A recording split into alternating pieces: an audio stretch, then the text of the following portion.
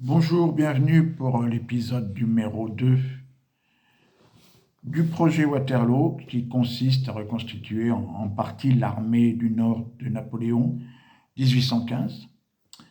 Voilà, j'ai déjà fait une vidéo de présentation si vous voulez la voir sur ma chaîne, dans la playlist. Vous la trouverez facilement. Il n'y a pas encore beaucoup de vidéos, mais il y en aura beaucoup, donc abonnez-vous, comme ça vous serez alertés.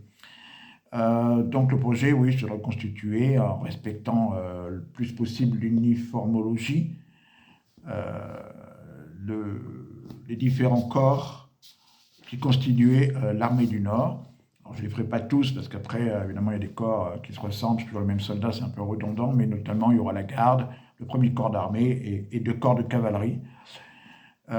Puisque dans la cavalerie napoléonienne, bon, c'est intéressant, puisque vous savez qu'il y a des lanciers, des hussards, des dragons, des chasseurs, beaucoup de corps différents avec des uniformes bien différents. Donc pourquoi Waterloo? Déjà, je ne regrette pas vraiment d'avoir choisi Waterloo parce que la bataille est intéressante, passionnante, même au niveau stratégique, même si c'est une défaite de Napoléon. Peut-être pour nous Français, c'est moins agréable. Voilà, donc c'est parti. Donc ce choix, je ne le regrette pas, mais il est parti en fait de l'achat de cette boîte de départ, comme on dit, starter box, pardon, en anglais, puisque bon, en l'occurrence, Lord Game est une marque anglaise, comme toutes les marques historiques, Victrix ou Perry Miniature. Starter box, boîte de démarrage, puisque je vous rappelle qu'en général les figurines servent à jouer au jeu de figurines. Et donc, en l'occurrence, c'est le jeu Black Powder qui ne concerne pas que la période napoléonienne, mais la période napoléonienne fait partie des différents jeux proposés dans cette période de la poudre noire. Donc, c'était une boîte très économique. Et en plus, je l'avais trouvé en promotion, comme les figurines c'est un peu cher. Là, ça ne l'était plus du coup. Environ 80 € pour 150 figurines. De plus, dans cette boîte, il y avait les 2 armées qui s'opposaient. Donc, il y avait l'infanterie anglaise que j'ai peint, mais finalement revendu. Et aussi l'armée hanovrienne que j'ai revendue également, la même personne. C'était déjà peint. Bon, j'ai revendu, ce qui m'a permis finalement encore d'amortir le coût de la boîte. Donc cette boîte hanovrien anglais, mais évidemment, bien sûr, des Français, l'infanterie de la garde en manteau et des chasseurs à cheval. Donc voilà, finalement, une fois vendu et tout, pour peu d'argent, j'ai eu 48 figurines d'infanterie, 12 cavaliers et leurs chevaux. Il y a aussi une pièce d'artillerie avec les servants en métal dans cette boîte de départ, très intéressante. Et dedans, évidemment, pour les joueurs, il y avait les règles de Black Powder. Donc je vous ai dit qu'il ne concerne pas que la période napoléonienne, mais aussi pas mal d'autres périodes, et notamment les guerres d'indépendance et la guerre de sécession pour les Américains étant peut-être un peu moins concernés par la période napoléonienne, puisqu'il n'y avait pas d'armée américaine.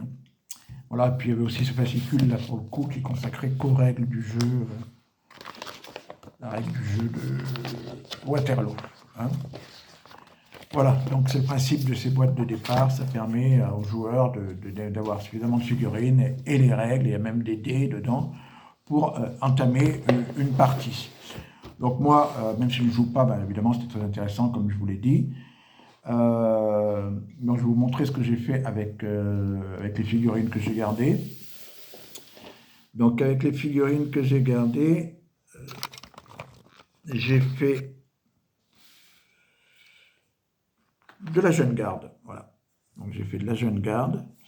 On peut peut-être mettre un petit peu de lumière, si on verra mieux. Voilà, j'ai fait de la jeune garde en manteau.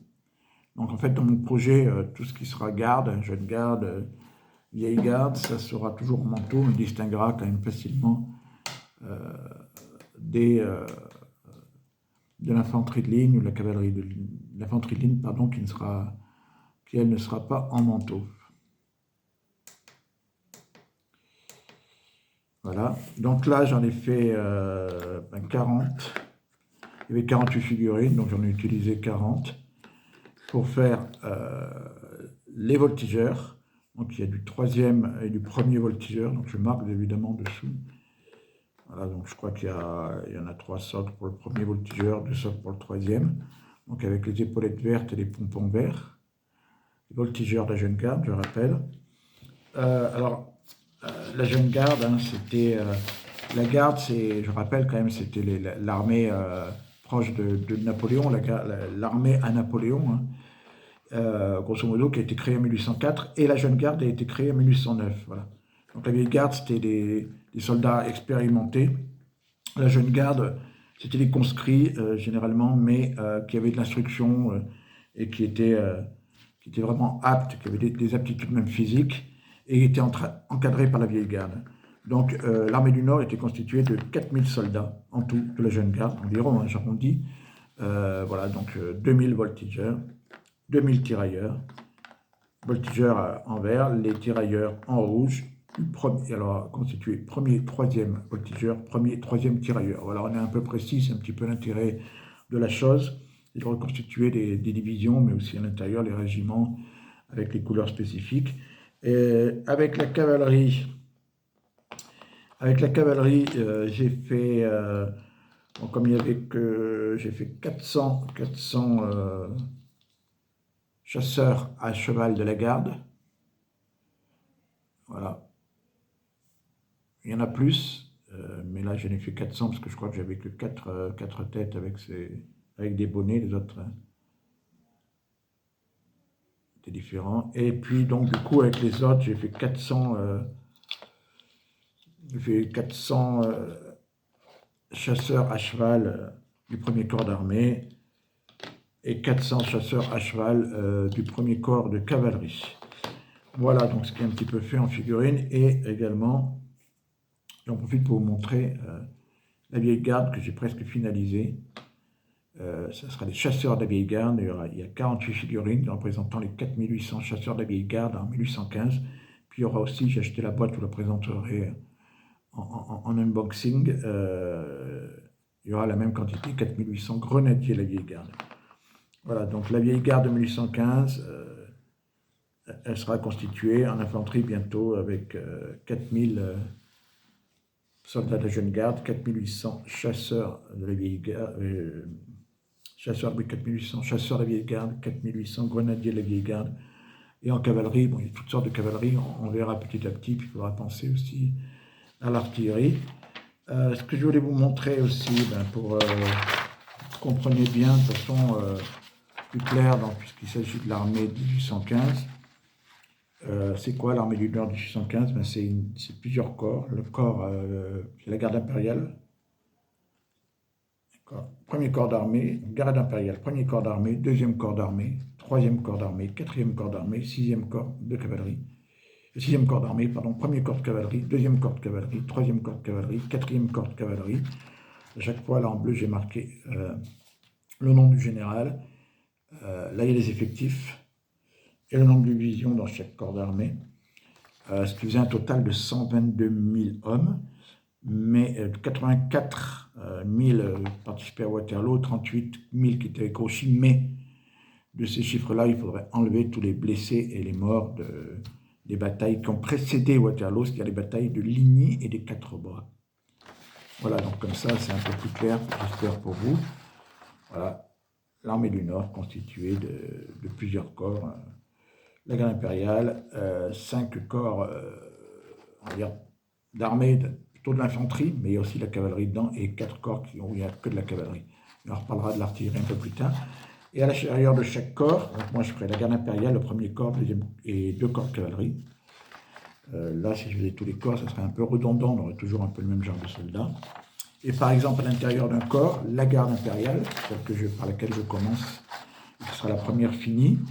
Comment ça se passe? Vous avez, comme on a vu, plusieurs divisions. La garde impériale, vous avez les divisions de grenadiers à pied, Donc ça, c'est ce que j'ai pas encore fait. Il y aura 48 figurines, 4800 soldats.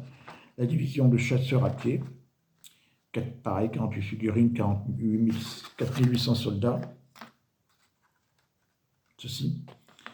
Ça, c'est les deux divisions, c'est de la vieille garde. La division de la jeune garde, on a déjà vu 4000 soldats en tout.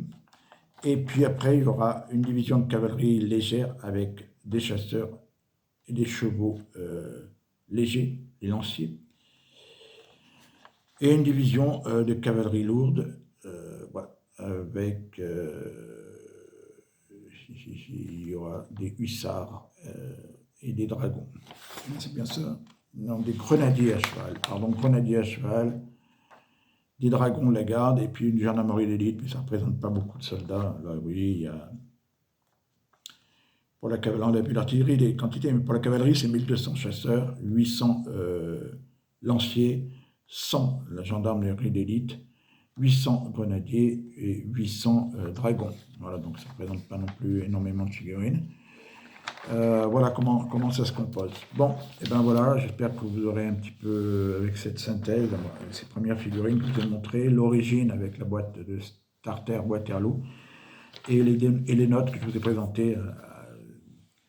J'espère que ça vous aura permis de synthétiser un peu le projet Waterloo. Voilà, n'hésitez pas à liker si vous avez aimé, posez des questions dans les commentaires. Et puis, ben, moi, je vous dis à très bientôt pour de nouvelles vidéos. Abonnez-vous. Merci, au revoir.